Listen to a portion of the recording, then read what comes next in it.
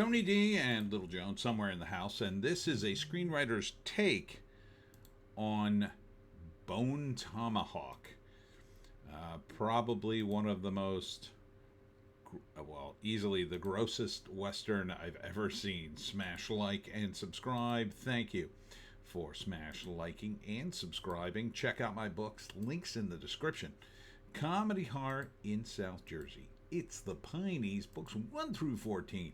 Available at Amazon.com. Don't forget, Kindle Unlimited is free. So it's hard to classify this movie. It's definitely a Western. You might call it Western horror, really.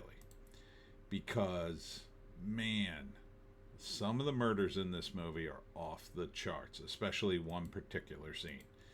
I don't want to get too graphic describing it, but let me tell you, it's out there.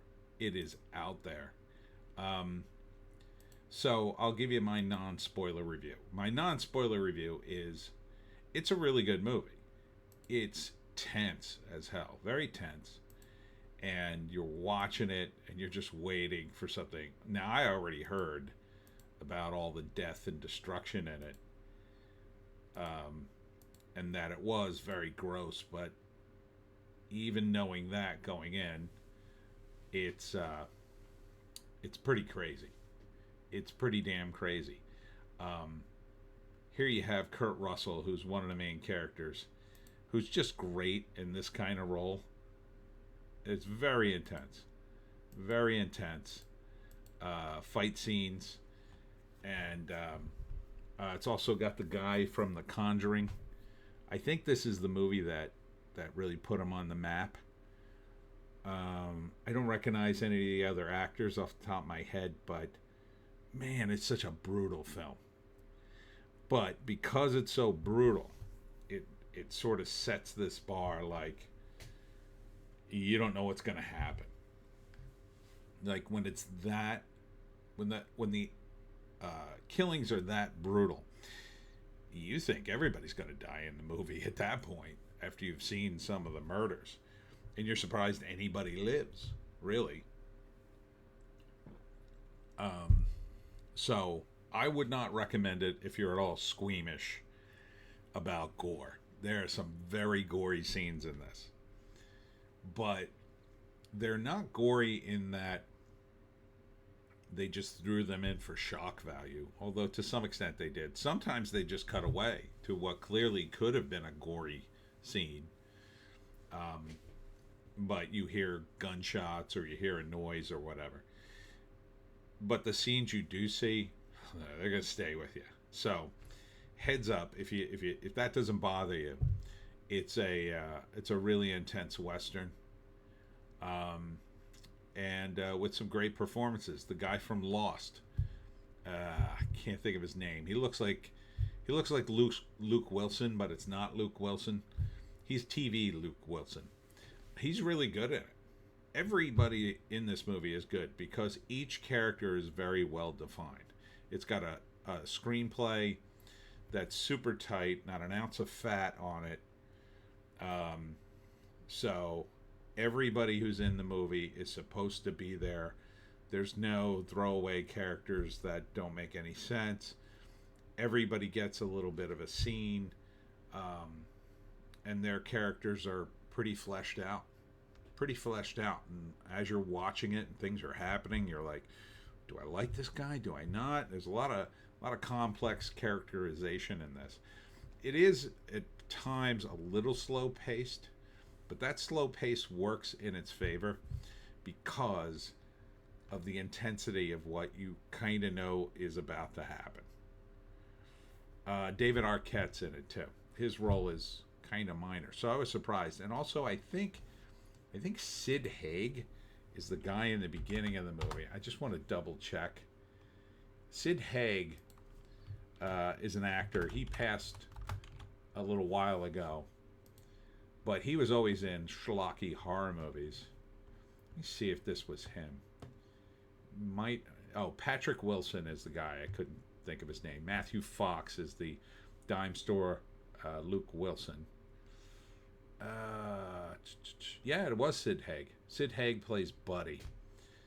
That's the only movie I saw Sid Haig in where he plays like, or well, he's in a legit movie. I mean, this movie's very gross, and he was in a lot of really schlocky horror movies, but this one's really good. I mean, this is high end. It's not schlocky at all. Um, so as long as you don't mind the gore, I think it's a pretty good movie. All right, let's get into the details. So that concludes my non-spoiler review. We're gonna get into all the spoilers now. So if you want to watch it, it's still, what did I watch it on? Netflix. Still on Netflix, or came back to Netflix. 2015 this was. Okay, so first act really sort of sets the tone, and again, it takes its time. Um, First up is Sid Haig and David Arquette murdering people and just robbing them. Gross scene. Starts right out. I mean, it's right out the gate. What a gross scene. The way David Arquette tries to kill a dude is pretty gross. Um, and you immediately get the setup is, this is the Wild West where, man, people are just murder you. You got to watch your back every second of every day, or you'll just get murdered. Um, so there's Patrick Wilson. So in that scene, we see the Indians. They'll eventually go. The tribe they're going to go up against. These guys are totally 100% ruthless, and even more so. So Sid Haig dies. David Arquette gets away. He ends up in town, and but he and Sid Haig had defiled the tribe's sacred valley or whatever. They had walked into it, and that was a big no-no. So the next scene, we're in town. We establish Patrick Wilson, his injury, and his wife, who's some sort of, I don't think she's a doctor. I think she's the nurse to the doctor, who's a drunk. We establish Kurt Russell as the sheriff and his very interesting deputy. I like that guy a lot. He was a really good character. And then David Arquette comes into town. He's suspicious. Kurt Russell checks him out. And of course, he ends up shooting him, which leads the nurse to show up to remove the bullet. Kurt Russell leaves a deputy to escort the nurse back to Patrick Wilson, who he knows is injured and recouping in his house. And everybody goes home for the night. Cut to next day, and this, a lot of good edits in this movie. Basically, cut to next day, Patrick Wilson wakes up, his wife isn't home. He's getting dressed. Kurt Russell gets the word from his guys that something has happened. In the middle of the night, the stable boy is murdered, or I don't know if he's a man or a boy. He was a young guy, and they show that it's a brutal murder. And then Kurt Russell goes to check out that, realizes a group of horses have been stolen, and he goes to his office where he finds that David Arquette, his deputy, and the nurse are gone, Patrick Wilson's wife. So now, of course, Patrick Wilson and the posse are going to go after these Indians. They're joined by Matthew Fox, who plays Broder. Was it Broder or Broder? I forget. Anyway, he's sort of like a fancy Indian fighter guy who has fancy clothes. And he wants to go, and there's some implication that he tried to marry Patrick Wilson's wife, and she turned him down. Or at least tried to woo her, let's say. Patrick Wilson kind of doesn't like him, but he's going to be in the posse. Patrick Wilson absolutely 100% insists on going, and Kurt Russell is obligated to go, and his deputy, the older deputy, insists on going. So it's going to be the four of them. And it's going to be rough because Patrick Wilson is injured. Kurt Russell ain't no spring chicken. His deputy is older. And Matthew Fox's character kind of doesn't want to listen, kind of doing his own thing. But he's an Indian fighter. And they go out into the wilderness, and it's 5 days away. So that plays an important factor. Along the way, they're beset upon by bandits who at first you don't know if they tried to kill him or not. Then later you realize, yeah, they were trying to kill you. And I do enjoy the idea that in this rough and tumble area of the Wild West, being a nice guy isn't going to get you a reward. It's probably going to get you killed. And that's Matthew Fox's character. He shoots the two Mexican guys before they even draw. And Kurt Russell's like, why'd you do that? Why'd you do that?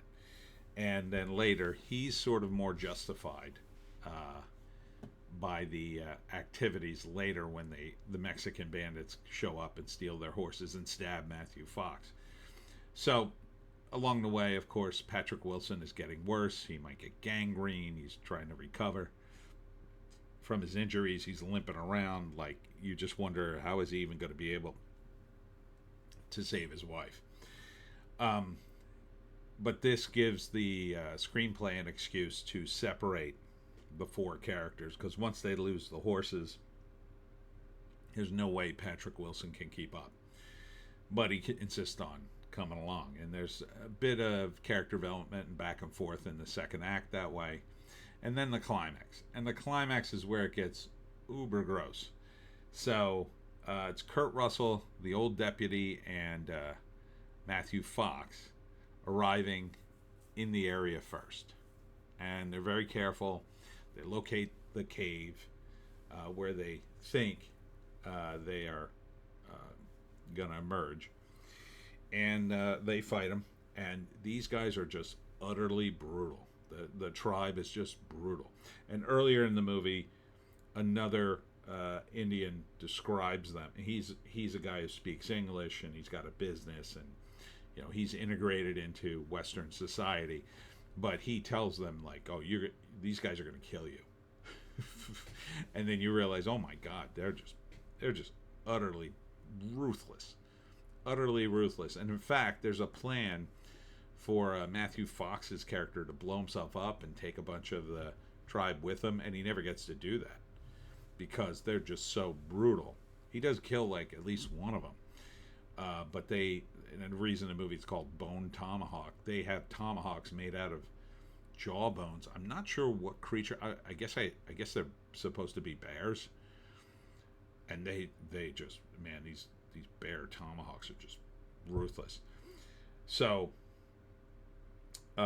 Matthew Fox gets killed, of course, and the sheriff, Kurt Russell, and his deputy are captured, and they drag him up to the cave, where they find Patrick Wilson's wife alive and the other deputy injured but alive. And then comes the most brutal scene you'll ever see in a Western, possibly any movie, where you are then introduced to the fact that the Indian tribe are cannibals, and they butcher the deputy right in front of everybody. But I gotta say, even though that happens, the way it rolls out, the deputy is trying to give the sheriff as much information as possible. He knows he's gonna die.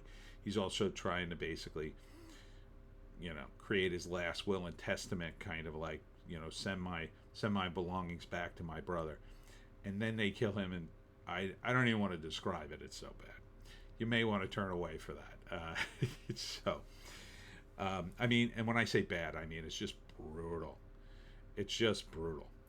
And it actually makes what they do to Kurt Russell not that bad by comparison. And the characters really play at the height of their intelligence, and that's what I really appreciated about the movie. No one in this movie is being stupid. Everything they do is important. and smart. It's smart, at least for them. Kurt Russell is just large and in charge of the whole movie, and you know, people aren't going to die without a fight. So, and even there's a minor character of the mayor and his wife. Those two have a great dynamic. I mean, you really could have done a TV show based on this. The characters are so fleshed out. You could have done a sequel. I mean, some of the characters died, but you still could have done a sequel. And of course, the climax is they mortally wound Kurt Russell, the other, but he stays behind to make sure they get away, basically.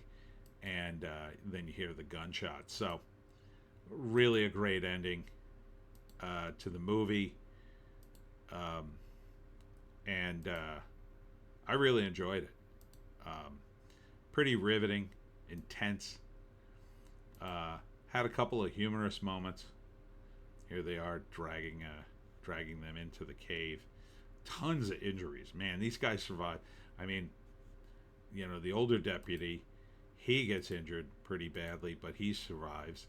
Kurt Russell nearly survives, but man, he has a lot of friggin' injuries. So you can't. I mean, you can't believe what happens. I don't want to say again. I don't want to say, but it's brutal. It's brutal. But beyond that, setting aside the brutality of it, it's a really good movie. You know. I was really invested in all the characters, and you know, I wanted to see more. I was kind of happy when it ended, when it did, because I couldn't go through another. You know, after such an intense couple of scenes of the brutality, I kind of wanted it to stop. Like okay, I had enough. Oh, yeah, that was brutal. And I was warned. I'm not complaining about it. I'm just saying. After I had it, I was just okay. I just wanted a happy scene. So, Bone Tomahawk 2015. Check it out on Netflix. And that's it for me, Tony D. And Little Joan. Check me out today. I am at Clements Farms in Pemberton, New Jersey, at the Blueberry Farm for the Blueberry Festival.